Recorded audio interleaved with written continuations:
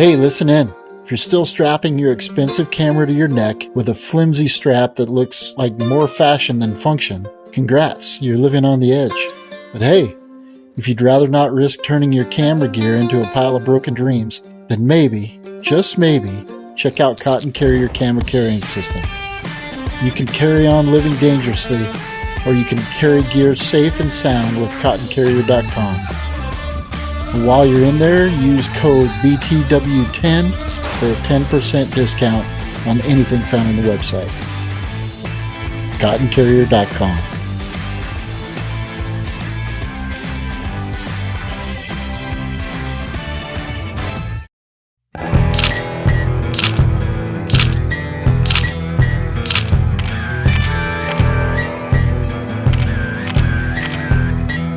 Beyond the Wild.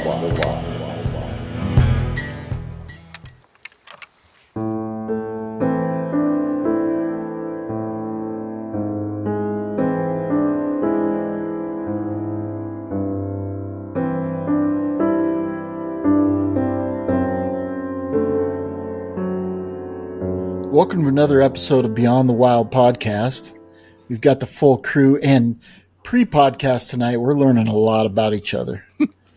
We have been doing this for a really long time together. We've known each other since, 2017, 2018. And I'm learning new things tonight that I never, ever thought I would learn about another human being. Oh, really? Yeah. That's such enlightenment. As you can see, I find those of you that are watching on YouTube, as you can see above Mark, you can see down his pipes. And Jason was just describing. As I can, like, my singing, because I could sing.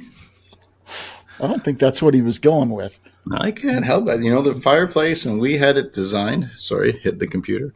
It was a mistake. It was a failure that they asked.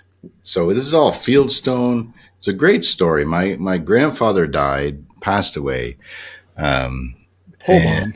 You got to drag that into it. You cannot say it's a great story and then start it. It's a meaningful one. With the loss of a loved one. Okay. It's a meaningful one. He was as close to me. We were as close, he was as close to me as any other man in my life, and meant a tremendous amount. And I spent a lot of time at their home on the lake growing up, from a little kid to all through my teens. And they had a stone fireplace in the cottage. And when he passed away, he left me $8,000. And in 1999, we had this fireplace built, and it's a fieldstone fireplace, just like he had at the cottage. So it's a memento to me to remember him. But the failure part of this was when they were building it, they did such a great job, these guys. But I had the option of putting these vents out the side or the front.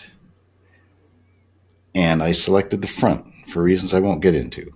And it's an eyesore. So for years, it's still a beautiful fireplace. It's not a big deal.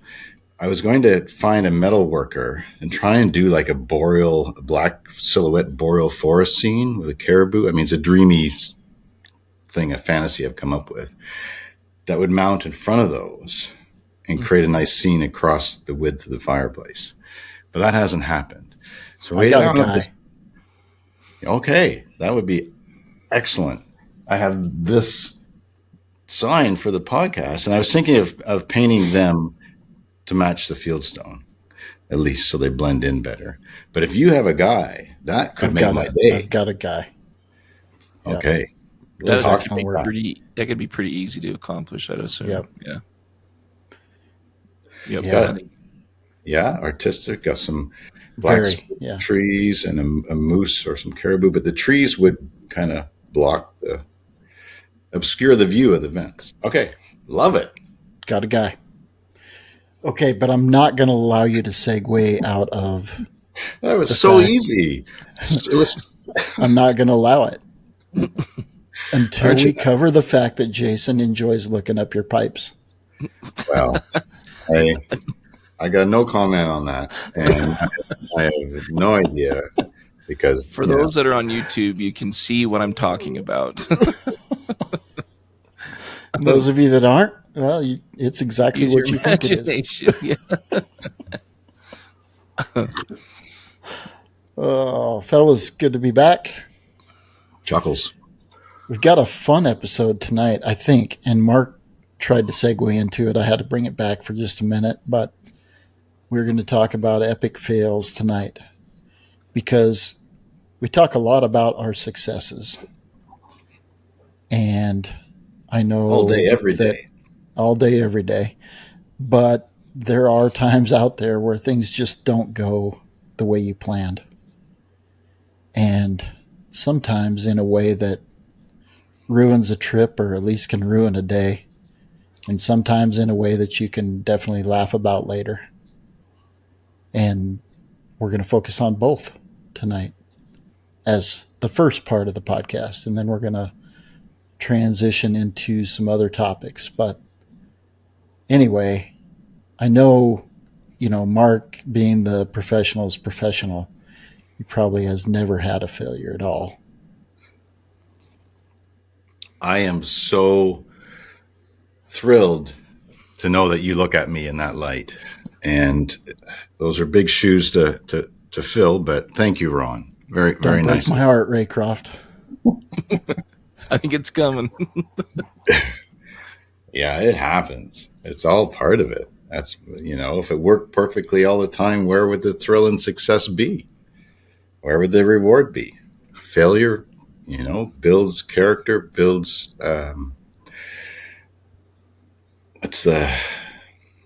helps somebody, if you get past your failures and learn from them, it makes for a stronger, more solid, I'm stealing here from my description,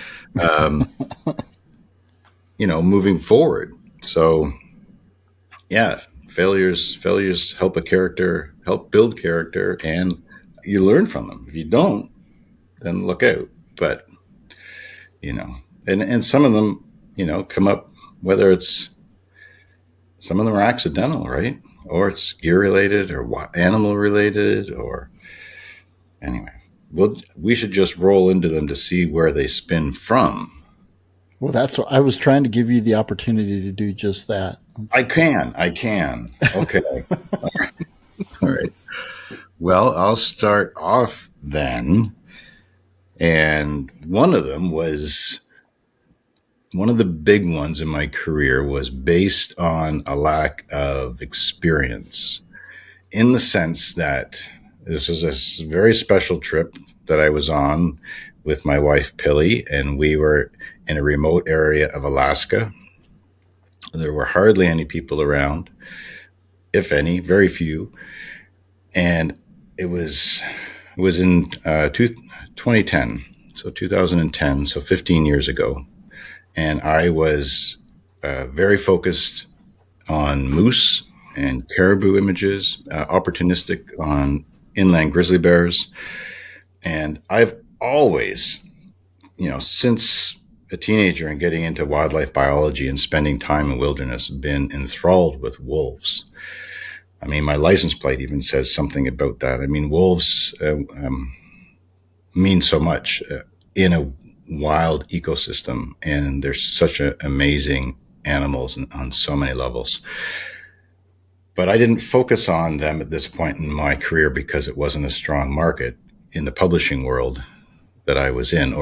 And so what the failure was, we had a tremendous opportunity on that trip because of a pack that was very visible. There were over 20 members in the pack. It was fall colors, a lot of opportunities. That being said, I didn't have an animal like posing in a perfect spot that I ignored. I would never, ever do that.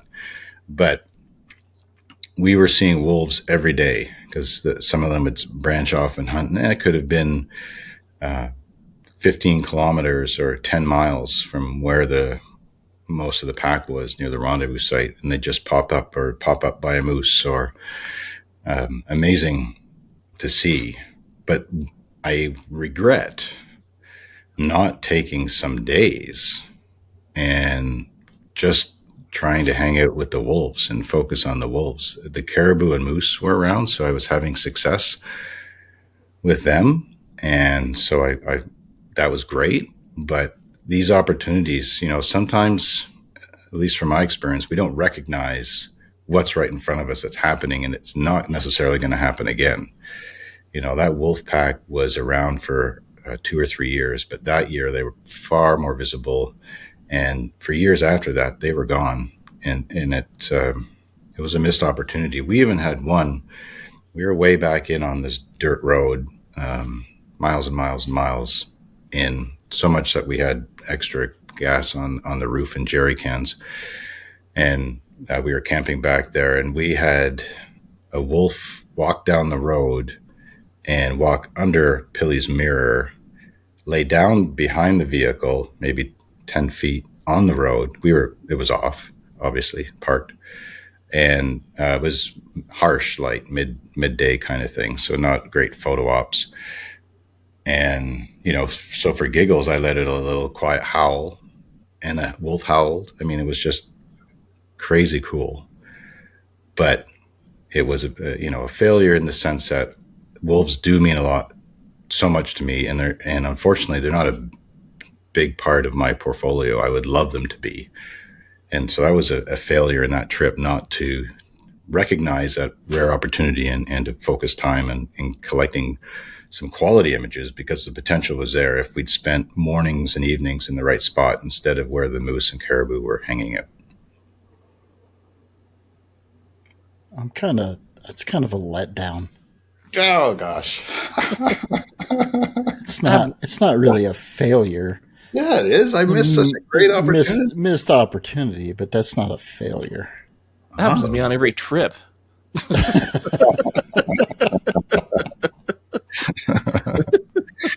All right, guys. No. You just harassing it. You know that. No, do it, man. One up me on this. Let's hear your failure. I have more that's coming, but that's...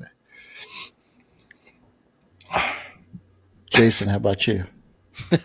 Where do I start? I'm going to get this one out of the way right now, because this one will make Ron feel actually quite a bit better. This is one I've never shared on the podcast, and nice. Recently, there's been some good reasons to not share this, because I've wanted to let Ron wallow in his own pity and think that he's the only one that's ever done this. But here we go. In all fairness, I could probably own a shirt that says I shoot in JPEG as well. Small JPEG, by the way. Small JPEG. When I first got my D850, this is back a ways, but when I first got my D850, I went to Yellowstone for a weekend trip and was so super excited shooting the D850 with a 500 millimeter. Had some really cool encounters with grizzly bears on carcass, and just it was an incredible trip. And to keep this a brief experience, the entire weekend I shot on small JPEG and did not realize I had done that. So I salvaged a couple images, and I can share them. I'll send them to JG for the YouTube version. But yeah, it was most of those experiences, as you know, guys, you kind of need to crop to make an image out of it. And there just wasn't a lot of that. There was not a lot of opportunity to do that. Even with technology today, some of those images are still just really not, they just don't look that great. They're trying to salvage them. So anyways, live and learn, right? That was a pretty epic failure.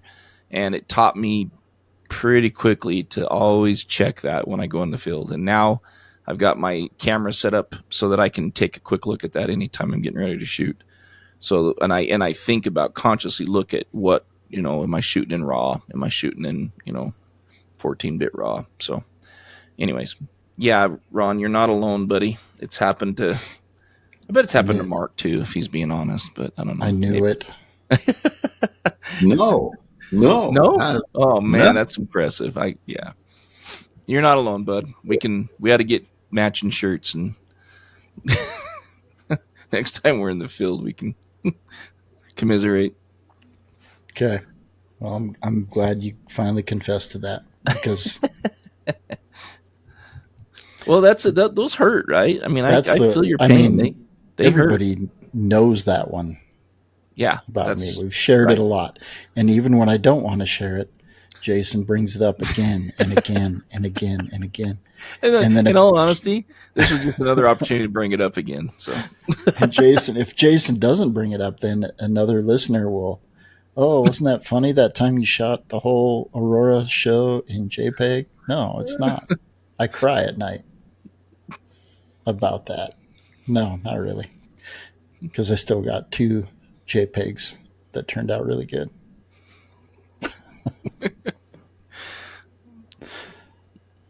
what about you, Mr. Ron? Well, I was sharing with you guys before the show. I'm kind of an open book. I share my failures all the time. I've got some doozies too. And in fact, Adam Rice, every time somebody tells a story like that, he's like, that sounds like a Ron story. There's just so many of them. But probably the people in the campground at least will rekindle one from the old podcast. But the people in the campground at least would agree that one of my bigger failures was when I didn't realize it was the first time I'd owned a Honda. And actually, it was one of the first vehicles that I had that had the key fob. And laid down, snuggled into bed one night in the campground that I was actually a guest in this campsite. Bill Allard, the legend Bill Allard. Sorry, I can't just say his name. I have to preface it with the Good legend. clarification. Yes. But the legend Bill Allard invited me to share a camp space.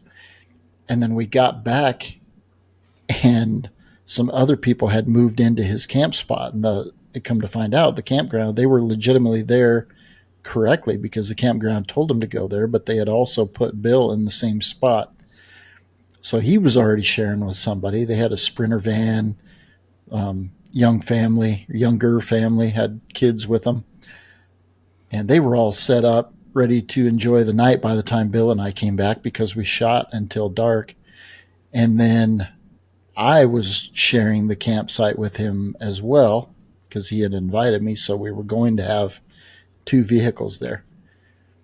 So I get there and I'm trying to be, respectful and not shine my lights in their camper and that kind of thing and get ready quick and get to sleep. So I crawled in and the last thing I did was lock the door, hit the key fob, lock the door, and then went to sleep. Well, we were going to get up at 4 a.m. because we were staying near Gardner and Mammoth, and we wanted to be clear over to Lamar Valley in time for daylight. And so we got up about 4 a.m. And when I woke up, I just reached over and unlocked the door by hand, which you can't do in a Honda because it sets off the car alarm. And I could not get the car alarm to shut off. I couldn't find the key fob because it was dark. I was trying to be respectful and not shine my lights in these people's camper, but that was gone. Good feelings were gone and panic set in.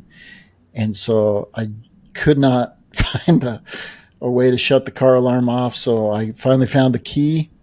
I just shot out of my sleeping bag in my tidy whities and jumped up in the front seat and drove through the campground with the car alarm going off at 4 a.m.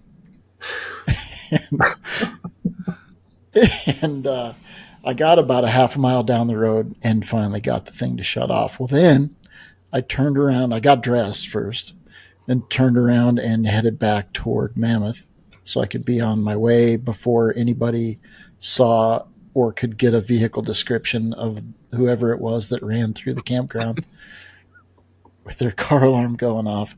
In their tiny whities. It went off again on the way down the road going to Mammoth. And so I get up to the top of the hill at Mammoth and finally got it shut off. And then I just took off like a shot trying to get out of there before anybody could see me. It was that fall. That was in the spring in Yellowstone National Park. we did a podcast about it. That fall, Jason Cox and I are in Rocky Mountain National Park. Slept in this dark parking lot, in car camping again. And he was on the phone with Carla, who I now know, but I didn't know Carla then. And I laid down, got snuggled in, and then realized I should have gone to the restroom. So I reached over, unlocked the door again, set the car alarm off again, and had to take off because Jason was on the phone. And even when I got back like 5 minutes later, and he was still in tears laughing, talking to Carla. And all he said when I took off initially, after I set it off, was he just started laughing. He said he did it again. He did it again. And he could barely talk through his tearful laughter. But that was probably one of the most memorable failures on a photography trip, and I still laugh about it every time I think about it. But it was good fun for me eventually. And now I carefully place the key fob so I know exactly where to find it. And even when I wake up, I know that I have to use it. I think we should just sit on that one for a minute. Respectful 30 seconds of silence to appreciate it. It was pretty epic. I can hear it. So could everyone, Mark. Everyone could hear it. Sorry that happened. I think even the Rangers got to work early that day.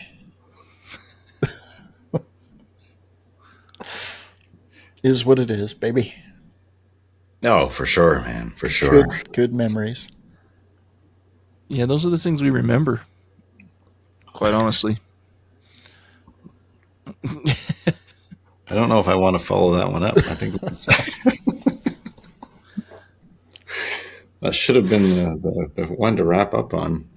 Yeah, probably. But I've got a worse one. Okay, suspense. That I may not share. I don't know if we want to do that again. But anyway, go ahead. All right. Well, this one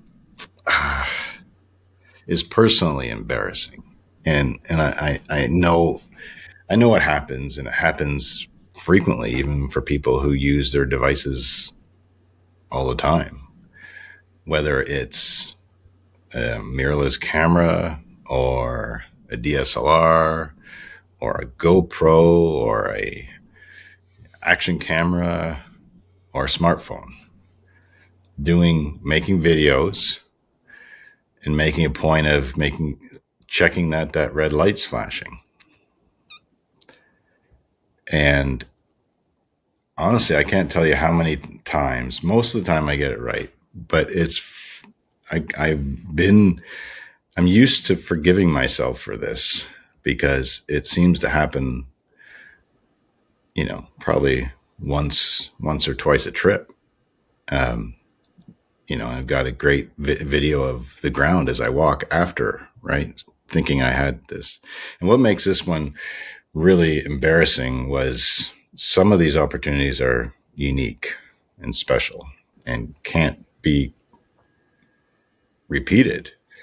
And this happened two falls ago, and I was with a herd of caribou, and they were along the edge of this small lake and was sitting along the shoreline, and they were down maybe 150 yards to our left, and they ended up coming towards us, and we sat back out of the way, but the whole herd went past at an incredibly wonderfully close distance, and I filmed the whole thing, or so I thought, on my phone with the whole lake view behind and this nice view of 1, 2, 3, 4, and on, where these caribou going by, and then the big stag. And My heart sank when I went to look at it later,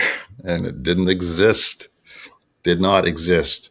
It's up here. I can describe it in more detail, but there were other videos that day, but nothing where they went by like that with the background and the cleanness of the situation. Everything was just perfect. It would be a video that, not that, viral videos are what I strive in any way, but it was so special that, would have got traction in my mind, which is important for those of us that care about growing social media. And I do for business reasons. So, and just the memory, just to have it, to incorporate into a show like this. We could be talking about it and JG would put it over on YouTube, but not today. Because There's not a video to put over. No. So that was heartbreaking. But I've had several, nothing like that, but I've had several of those. Thanks. I thought for sure I would hit the button on and did not. I filmed a dipper for about 15 minutes one day, and then I don't have a single second of that either. And he was going in the water, coming back out, water rolling off his back, nice slow motion. Didn't hit record on any of it. What you ended up with was like a half hour of the walkout. Half hour of the drive back to, back to the sheep. Yeah. Yep. Exactly. Yeah, I feel your pain on that one, Mark. And here's a little pro tip on that too. When you do a video or even a still photo, if your primary focal subject isn't dead center, make sure you touch the subject too. That happens in videos where there may be a group of animals, but starting the video, if we don't touch the subject, it may pick another one and totally create a focal plane that was not my intention to. So be aware of that on phones. Or if you're taking a picture, something we often do on tours, is take a picture of somebody with an animal. Well, if they're in the foreground, facing the animal, it's not even a face picture of them necessarily, right? But it's them in the scenario, in the situation that makes the memory. If I don't touch the animal on my phone, they're the one in focus, and the animal that is what the focal point should be is out of focus. So being aware of that can save some grief later or disappointment. Pro tip on how you can remedy that, Mark, is shoot a Canon. Oh! Sponsored by Canon USA. That snide comment sponsored by. You what? I said I was referring to using my iPhone. But oh, gotcha. I just saw somebody this week painting or taping up a white lens to make it look black. That was interesting on social media. That was crazy. So, craziness. And then covering it with camo. Taping the focus ring so you cannot manually focus. There's no possible way. And swearing by it. I guess. Maybe that'll go viral. Whatever works for you. Yeah, that was crazy. There was 3 or 4 levels of tape or layers of tape on that thing. Significant, yeah. I didn't finish it because I was tempted to comment, and I don't want to go there. So No, but I appreciate you forwarding it so I could comment. I'm kidding. All right, Jason, you're up. I've actually got an interesting one, and you guys probably can relate to this. Over the years, I have made a lot of mistakes while out in the field, whether out, photographing or camping or hiking or hunting, whatever it might be. Specifically in my vehicles, I've had situations where I've gotten stuck in my vehicle, and every time I get stuck, I learn and I add to my kit, if you will. And now I've got quite the kit that I carry in my vehicle with me. And even when I'm in my car, I have traction boards and, other methods to, emergency shovel, things like that, just in case I get stuck. So some of that came from an experience I had, and I was actually with the great Bill Allard as well on this experience, and we were photographing mule deer in the rut, and we were up on a mountain high up in some snow, and the beautiful thing about it is the country's gorgeous, and you just can't find mule deer in the snow that are somewhat tolerant in a wild situation anywhere else that I'm aware of. And the scenery is just unreal. Snow with pines and aspens and sagebrush flats, and it's just gorgeous country. So we're up there and we're actually winter camping. I took the Kodiak tent and we were winter camping. And the cool thing about it is at night it would get pretty stinking cold and it would freeze everything up real solid. So for the most part of the day, you would have pretty solid snow on the road that you could drive on and not have to worry about any issues. Well, the one day we were going into an area and it started to get a little bit warm that day and the snow was softening up a little bit. So the first mistake I made is I realized the snow was softening up and I didn't turn around. I just kept going.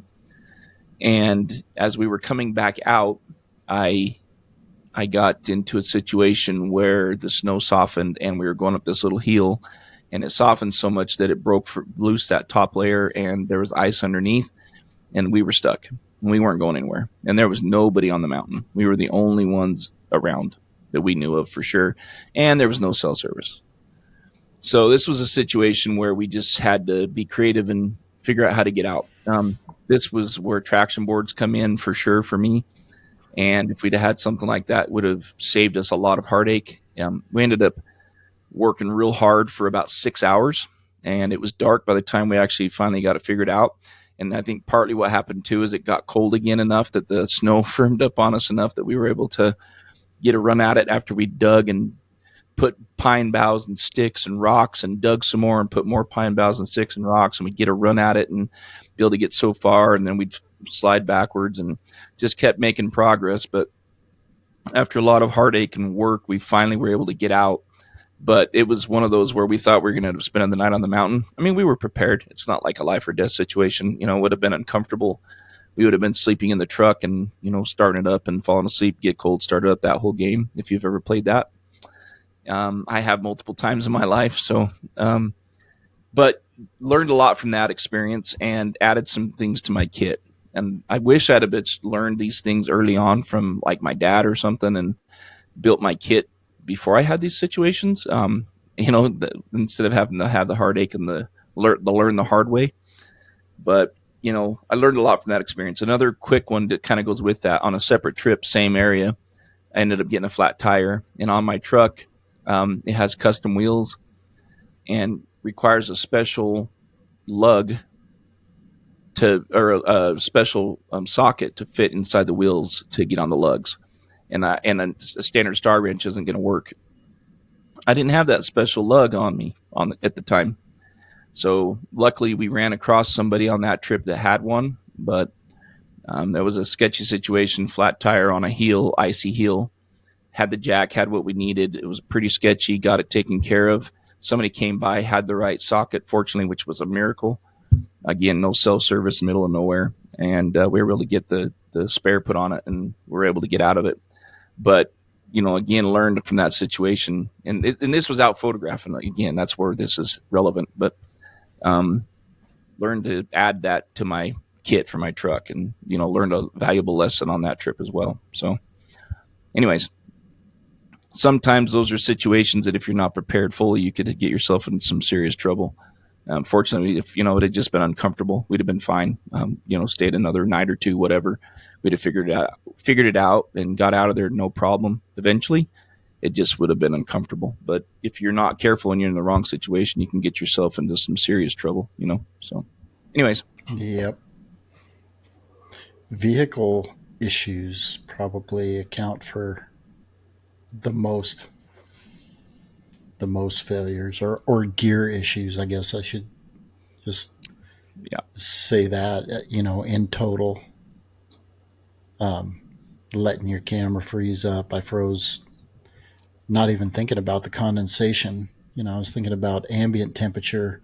a lot, but then the condensation becomes the issue when you're breathing on the back of your camera using the viewfinder. And if you try to use the LCD screen, you just burn through the batteries even that much faster in the cold weather. But using the viewfinder, you're breathing actually on the LCD, and I've had that freeze up. Just the condensation for my breath is freezing the screen and burn the screen out. But gear is probably accounts for more failures than anything else. But so does the lack of intimate knowledge of your surroundings. And sometimes this is the one I was talking about. Are we done? Because I'll save it if we're not done. What do you mean we're not done? No, we're not done. I got okay. I had a couple more. Yeah. Well, then I'm not going to share it. Never mind. But you got another one though, right? Oh, I have so many.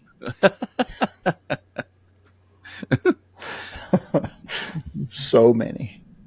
I think probably the next one that comes to mind is the first photography trip. I mean, this started my steep learning curve. The first time I borrowed my then father-in-law's camera and didn't attach the film to it was a film camera. So the teeth of the winder didn't catch the film. And so every time I would wind the film, it didn't advance. It was just the same frame. And, you had to go through one or two at the beginning, and it never wound. And I took probably the greatest mountain goat images that have ever been taken. I'm sure of it. And none of them actually made it on film. So that was kind of a bummer. But that started the learning curve. And then, honestly, just my biggest failures came, kind of going in the same vein that Mark started with. The biggest failures came because I just got a little bit overeager and went out before I really knew anything about my camera. And I'm just shooting in auto mode, or not. I'm shooting in time value or aperture value, but I still didn't know what it did. And those missed opportunities. I have this mule deer buck that was just south of town, and he was probably 220-inch deer. He was a very, very large, non-typical deer. And I don't have a single good picture of him because I didn't know how to adjust focus, or I didn't know, this is still shooting film. I didn't know what aperture did when I got to digital. So I don't have anything that is usable of that deer, and he was just beautiful. The friend of mine actually, Kurt Kamholtz, who introduced me to the guy that then became my mentor, he's got some fantastic shots of that buck, and I don't have squat. But yeah, gear can bite you in the butt big time. Yeah, and does quite a bit for sure. Yeah. Yep. Yeah, that's tough. That's tough. Well, we got the memories in our heads for whatever that consolation prize. Yeah, exactly. There you go. Jason, you helped me think of one that I'll tell quickly that was related to a vehicle too. It was another remote Alaska back road trip where we were relying on gas cans on the roof because of how far we were from gas stations, and that would get us between. And we had a rental SUV, and it actually didn't scratch the roof up or anything. They were ratcheted down very firmly, but it became time to put gas in, and we were near empty, like an eighth of a tank. Nothing that would get us anywhere close to a gas station. And so I unhooked the cans and was going to fill the tank and started pouring one in, and it dripped down the frame.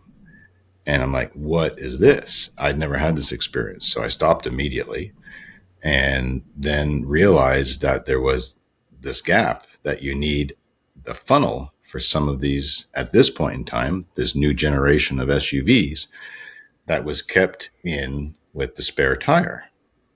Okay, so we go look, and we found this in the manual in the glove box. This is the problem. We go look for this the funnel with the spare tire, and there's a little bracket where it's supposed to be, and it's gone. And we were about 70 miles from, at least, no, yeah, 70 miles from the nearest gas station, and we were near empty. Nothing. So it was super lucky. I can still feel the relief coming off my shoulders to this day that we found somebody going by who had an SUV, who had one of these little funnels in with their tire. It was their own vehicle, and it was still there. And it saved the day because we borrowed it for 15 minutes and filled ours, and we were on our way. If that hadn't happened, again, no cell coverage or anything like that where we were. And so on a rental vehicle, I mean, it's rare that people have to do this and carry their own gasoline to have more in the tank, but always check for that extra funnel if it's one that requires it. And some of them still do. So that was yeah, a huge relief. And there was only one vehicle that went by that we've had it that worked for us. This is another story from the field while staying in mountain country. This failure, good friends of mine photographed an event that was so amazing on a morning that I missed.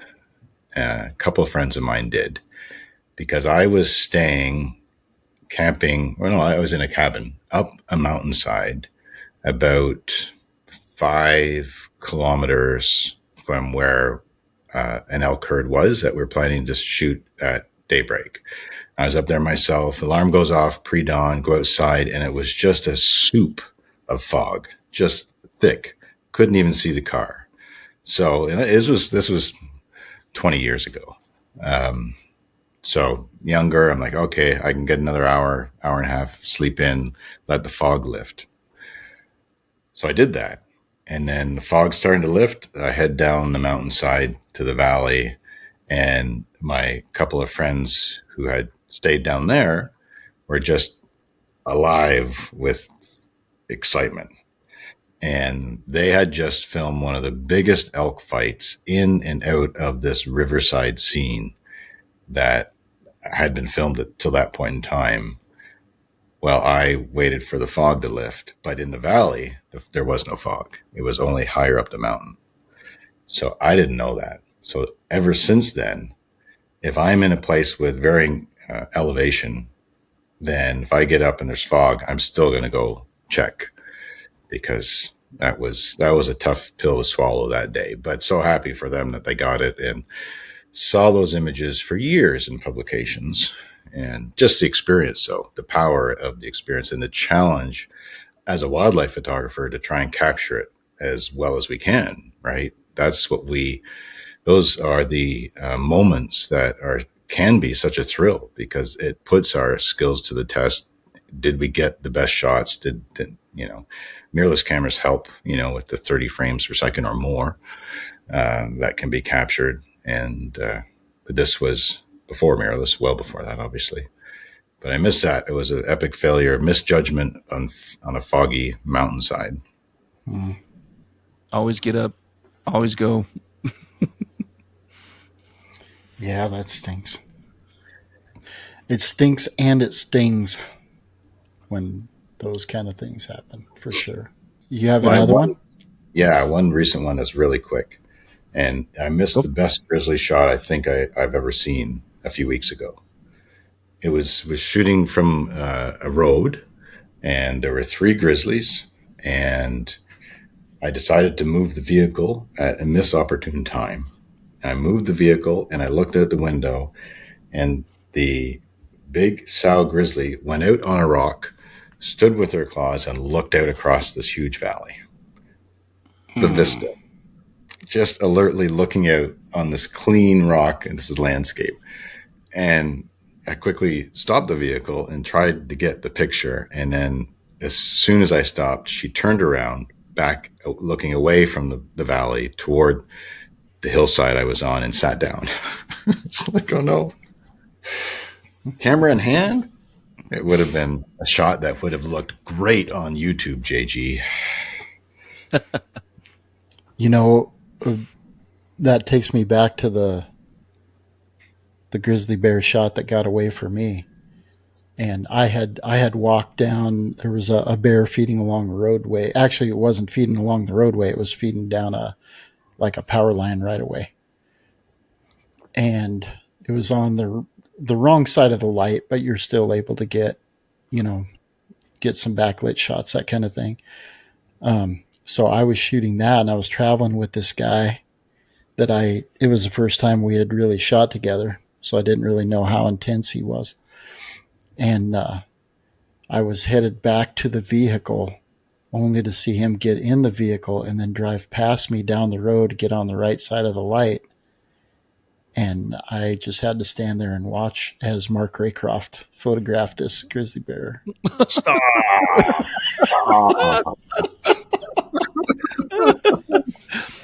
I drove right by you. I didn't see that.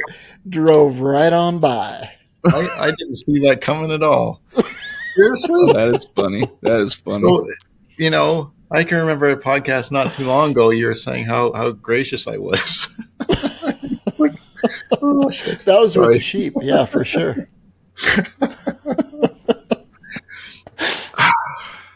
And okay. Well, yeah, that was pretty funny. It didn't last very long. And that no, and JG, I guess I have the shots for YouTube. I think you probably do, yeah.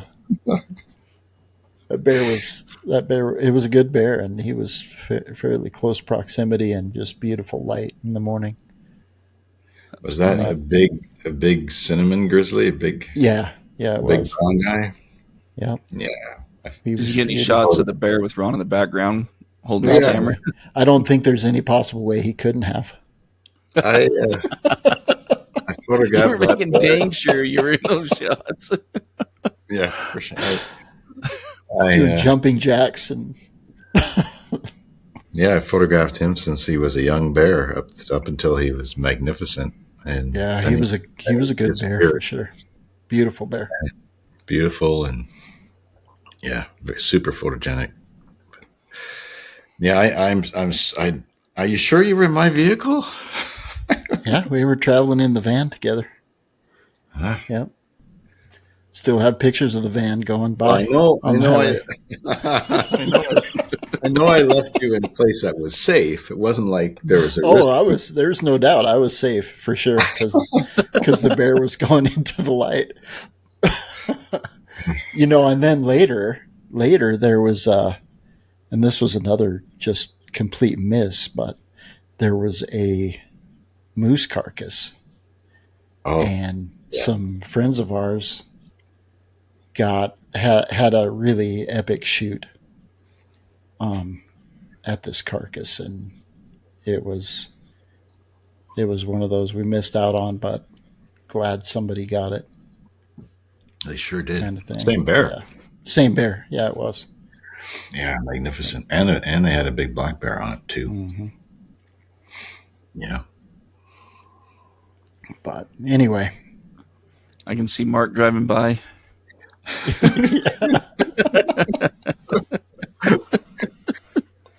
Ron, where are you?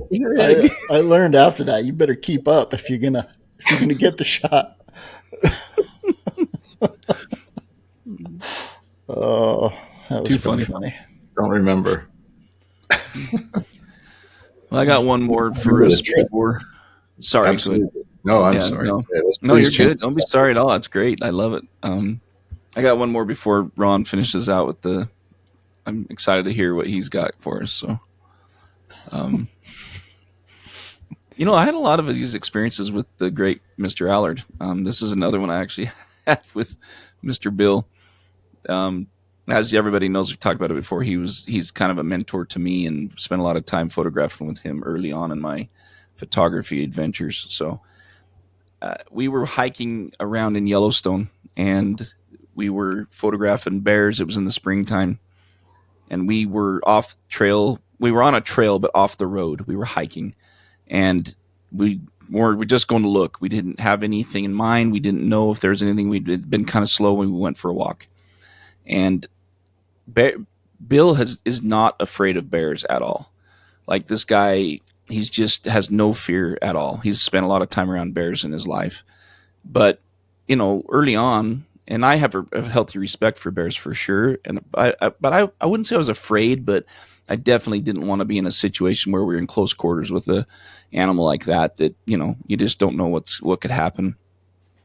And we weren't trying to be, but we came around a corner and there was a giant black bear boar who was too close to even photograph. And we were in a situation where we just basically had to stop and just chill. And the bear was fine. There was never any danger. Well, that's not fair. There was some danger there, obviously, because there was a bear right there. But there was never any real threat. The bear wasn't aggressive. He knew we were there. We just hung out and stayed put. But that was a pretty nerve-wracking experience for me because we did not have any bear spray or anything on us at that time. And that is the experience that cemented in my head that I will always have bear spray on me when I'm in the bear woods. Because of that, I just want to make sure that I don't put myself in a situation to put me or the bear in any kind of unnecessary risk or danger. But that was a pretty nerve-wracking experience. The bear ended up walking by us on his accord. When we came around the corner, he was about 20 yards away. And it was in a situation where there was just nowhere we could go. We could back up. We started to back up. He started walking towards us, not aggressively, but we stopped behind some trees, and he ended up walking within just a few feet of us. Walked by, and we took a few, in-your-face photographs. But one thing that was really interesting on those is he never looked up at us, never gave us the shot, quote unquote. And something I learned from that experience is those animals are always aware of what's around them, and they were all there. He was looking at us the entire time. He had his eye on us the entire time. You couldn't tell that with his head down as he was walking by, but looking at the photos later, none of them were keepers, and it was just, but that bear was watching us the entire time. So kind of an adrenaline rush experience, a little bit of a dangerous situation maybe, but it was a great learning experience for me early on to make sure that I always have bear spray on me and I'm careful where I put myself. And, maybe be a little bit more aware when you're walking around in the bear woods and where you're at. Again, it wasn't a bad situation. Everything was fine. But, sometimes those situations can go bad. If we'd have went around in the corner and that bear was on a carcass, that could have been a really bad day, so you just never know. But bear spray, always have it with you when you're in the bear woods. I just got reminded of another one when we started telling these bear stories. I know everybody's reminding each other of stuff for sure. In Alaska, I wanted to get pictures of a sow with cubs of the year standing, with the cubs standing by her side.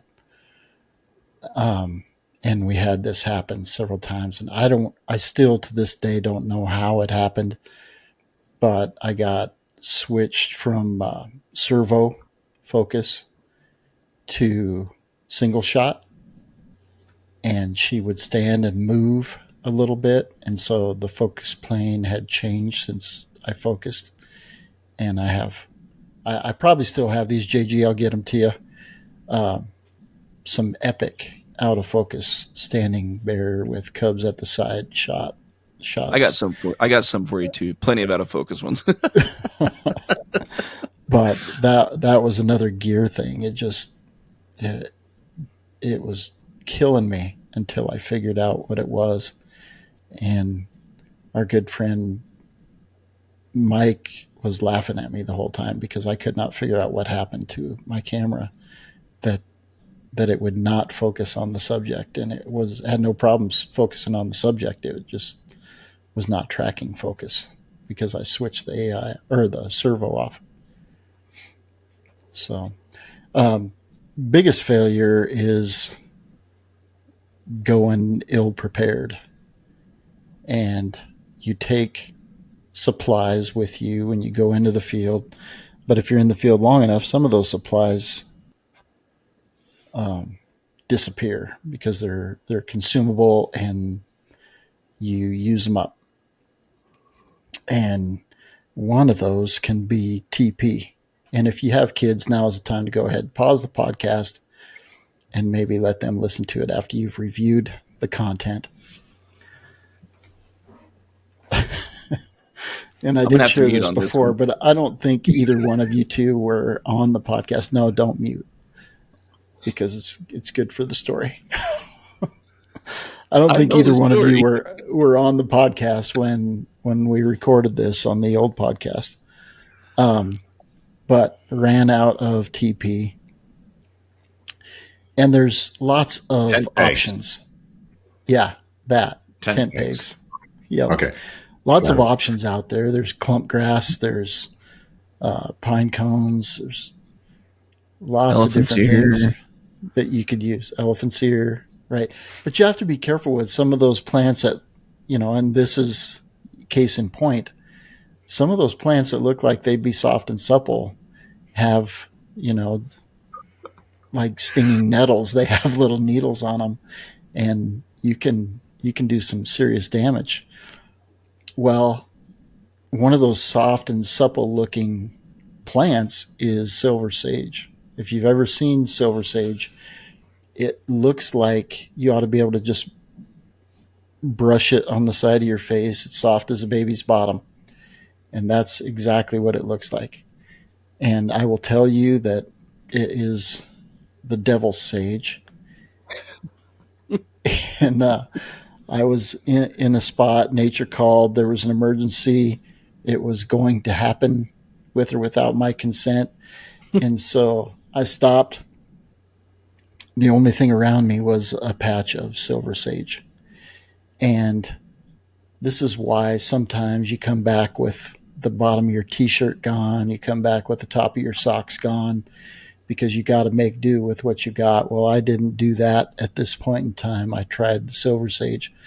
And let me just tell you, number one, as soft as it looks, the xylem and phloem of a silver sage is very woody. It is not soft at all. So there were some slices and dices that took place. And then the soft outer coating produces a sort of resin that gathers everything else.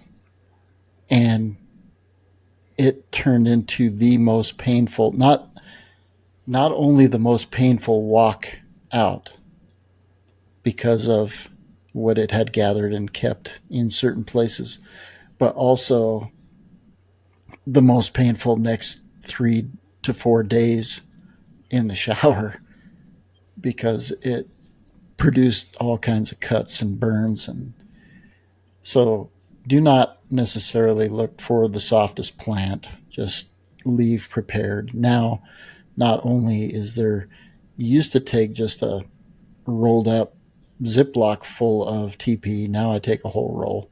It's light. Save yourself the trouble. It takes up space, but it doesn't produce a heavy pack. And then the other thing is baby wipes that I never leave home without. And after that incident, the ones with aloe are fantastic. But that's the biggest failure I've ever had, and it wasn't good. We can tell you love this show. If you're willing to put that out there, you love the show, you love the audience, you're bearing your soul. We said biggest failures. That was far and away my biggest one. I mean, it doesn't even, the car alarm thing doesn't even hold a candle to that. No. When it gets right down to the... No. I mean, the only thing you could have done worse is grab some poison ivy or something, right? I mean, let's be real. Yeah. I mean, fortunately, I knew better than that, but right. Yes. Sometimes we have to learn the hard way. Literally. Yeah. I love it. Woo. Now you know why I wanted to wait. There's no coming back from that. No, that's the perfect finish. It really is the perfect end to the... None of us can top that one. I hope, for your sakes, I hope not. Right. Well, we hope that you've enjoyed the stories of epic fails of varying sorts. We once did it was fun to do was it earlier in the year? It was like a contest one, right, where we voted, and was it what did I'm stumbling again tonight. We did a show where we answered a question. It was a true or no, it wasn't true or false. It was argue for, argue against, and the other person who asked the question, Unpopular opinions. Yeah. yeah, Unpopular opinion. Yeah. that's what it was. Yeah. Well, if we're going to vote tonight, we know where the votes lie at the end of this episode. Yeah. But yeah, it was a great idea. And I think somebody pitched it on social media, right? Didn't we get a message on it or a question on fails? And they happen to everybody, Yep. right? Of all sorts: camera gear, wildlife, unpredictability, weather, vehicles, tent pegs. You just never know. So it's fun to spin things differently and to have laughs with each other. And as all of you know, on trips, when you go with friends, you make memories and stories that can last a lifetime. So it's always fun to share them, revisit them, and laugh about them in hindsight. So epic fails. I'm sure there'll be more to come. Some It's even leave scars. leave scars. No doubt. No doubt. Mostly on my pride. Yeah. Right. Well, thanks for tuning in, and make sure you check out our website. Oh, and at beyondthewildpodcast.com. But also, can we throw a quick teaser out? Do we mention this? Yeah, do it. Yeah, before we go, and I think we should do it at the beginning of another podcast too. Is we're close. Ron, I should probably let him tell. He's got a local business that can support merch. So Ron, go ahead and give a little information about what's hopefully coming soon. 307 Shirts and More, located in the town that I live in Douglas, Wyoming. Jean Plum, she is going to dive in and help us out with some swag. And it's just going to be made to order. The prices, unfortunately, because we're not purchasing volume, the prices will be a little bit higher, but she'll get it shipped out to you, and she does a great job in timely service. I'll have some of the shirts that she's doing. I'll have those out here soon. We'll get those for sale. The first run is kind of limited sizes, just because I wanted to do a test run to see what things were going to look like. And then we'll have some great caps, some toques eventually for sale as we get closer to winter. And then, of course, some t-shirts and sweatshirts and that kind of thing. But several of you have asked, and we have drug our feet a little bit in finding the right opportunity. But I think the quality that she produces, and she and her husband Brian produce, I think it's what we're looking for, and we want to take the opportunity to work with her and get some swag out to anybody that wants some. So make sure you let us know, and we'll throw the website up, or a link to the website up when we get it made. So yeah, definitely. Yeah, we'll keep everybody posted, but it's coming along, and I think it's great to support a smaller local company, right? So even if it is a little bit more, I mean, it's fantastic. And Ron was saying the work she does is outstanding. So that's exciting for us. And I want to thank our sponsors, Canon USA and Pictureline, who's all of our listeners that we know of that have gone to Pictureline. It's all been the opposite of today's episode, and they've all been successes. So Colin Bigelow's our contact there, and let them know that you're coming from us, and you'll get some stickers, and it also helps them keep track of the statistics that come from the podcast.